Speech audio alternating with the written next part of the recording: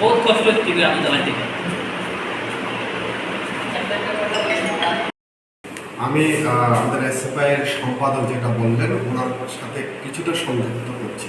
আপনারা জানেন আমরা এর আগেও প্রেস বার্তার মাধ্যমে এবং পুরো সারা দেশব্যাপী অল ইন্ডিয়া এসএফআই এর ঢাকা যে ধর্মঘট আজকে ত্রিপুরা রাজ্যের প্রত্যেকটা স্থানে এটা প্রত্যেকটা সুনাগরিক যারা শিক্ষার জন্য পাবেন, বিশেষ করে ত্রিপুরা রাজ্যের মানুষ ছাত্র থেকে শুরু করে অভিভাবকরা অভূতপূর্বভাবে আমাদের ধর্মঘটকে ওরা সাপোর্ট করেছেন বা সমর্থন জানিয়ে আজকে কলেজগুলো ইউনিভার্সিটিতে অন্যান্য দলের তুলনায় আজকের উপস্থিতির হার অনেকটা কম ছিল।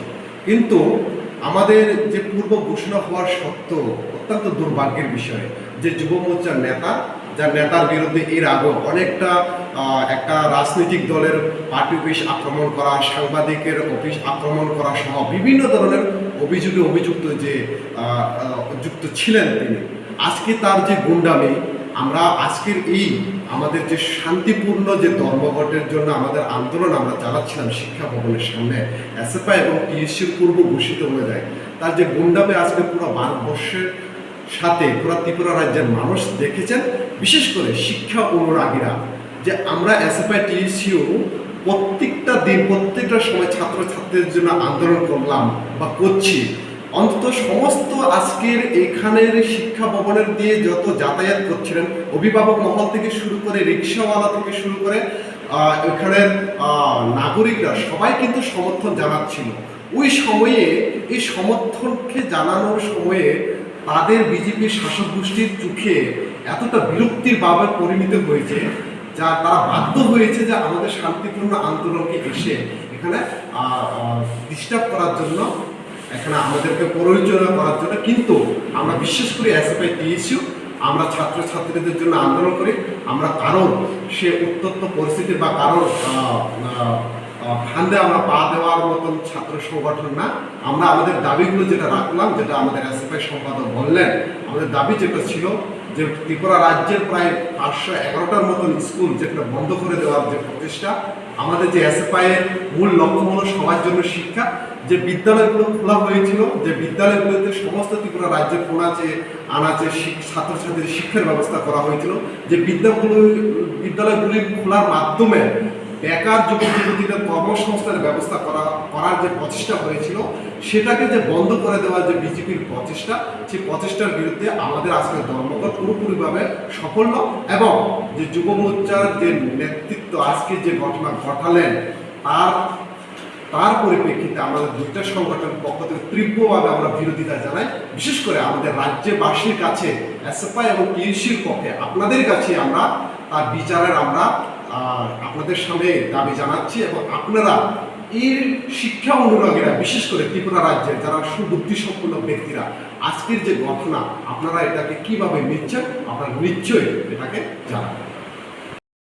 এই আন্দোলনের মধ্যে যে পরিচালনা দেওয়ার চেষ্টা হয়েছে, আমাদের ছাত্ররা নেতৃত্বরা ধৈর্যের পরিচয় দিয়েছেন।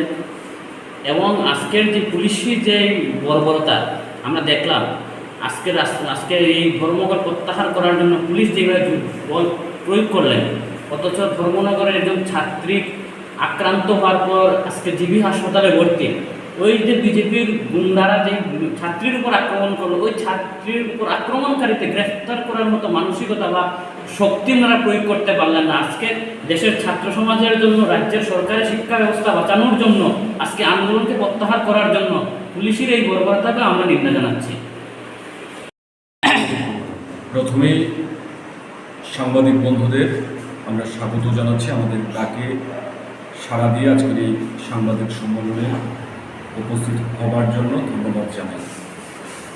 আজকে আমাদের সংগঠন ভারতের ছাত্র ফেডারেশন নিট এবং নেটে যে দুর্নীতি হয়েছে তার মূল যে সংগঠন ন্যাশনাল টেস্টিং এজেন্সি, একে বাতিল করা সহ আমাদের দেশের শিক্ষামন্ত্রী ধর্মেন্দ্র প্রধানের পদত্যাগ এবং আমাদের রাজ্যের মধ্যে আমরা যুক্ত করেছিলাম এই রাজ্যে ব্যর্থ বিদ্যাজ্যোতি প্রকল্প, শিক্ষক সংকট, স্কুল বন্ধ করে দেওয়ার প্রচেষ্টা এবং স্কুলে বই না পৌঁছানো এখন অবধি, এই সমস্ত বিষয়কে যুক্ত করে ছাত্র ধর্মঘট আহ্বান করা হয়েছিল।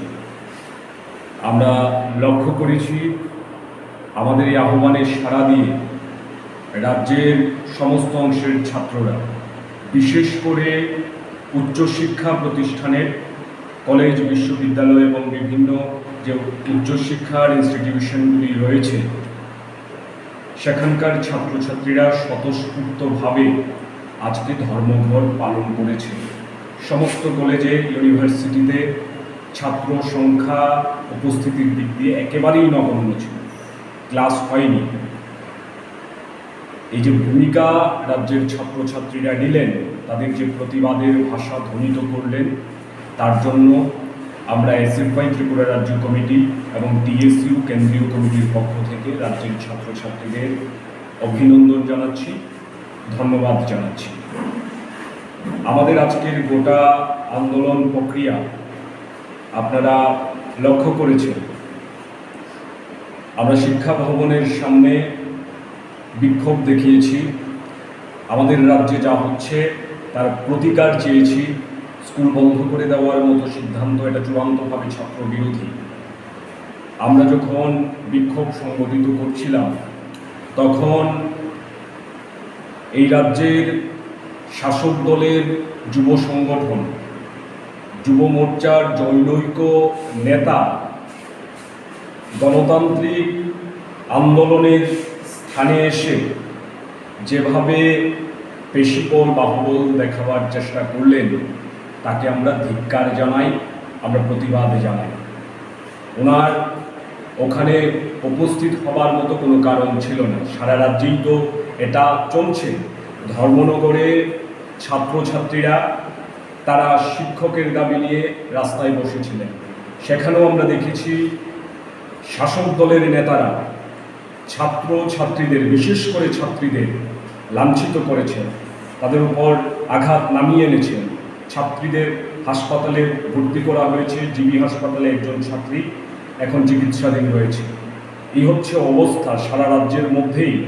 শাসক দল মানুষের না পাওয়ার যন্ত্রণা থেকে যে আন্দোলন সংগ্রামে নেমে তাদের দাবি, তাদের কথা তুলে ধরার চেষ্টা করছে, সেখানেই তারা রক্তচক্ষু দেখানোর চেষ্টা করছে, তারা অত্যাচারে নামিয়ে আনার চেষ্টা করছে। এইভাবে রাজ্যের মানুষের গণতান্ত্রিক আন্দোলনকে, বিভিন্ন সেকশনের গণতান্ত্রিক আন্দোলনকে দুর্বল করা যাবে না, বরং এই শক্তিকে পেছনের দিকে সরানোর জন্য মানুষ তৎপর রয়েছেন। এবং আমরা মনে করি আজকে যা ঘটেছে এটা চূড়ান্তভাবে নিন্দনীয়। শাসক দলের একজন নেতা এইরকম আচরণ করতে পারেন, এটা তো রাজধানীর বুকে উনি এইরকম আচরণ করবেন, তাহলে শহর থেকে দূরে মফস্বলে কী হচ্ছে সেটা আপনারা অনুমান করতে পারছেন। আমাদের সংগঠন এই ঘটনার তীব্র নিন্দা এবং প্রতিবাদ জানাচ্ছে।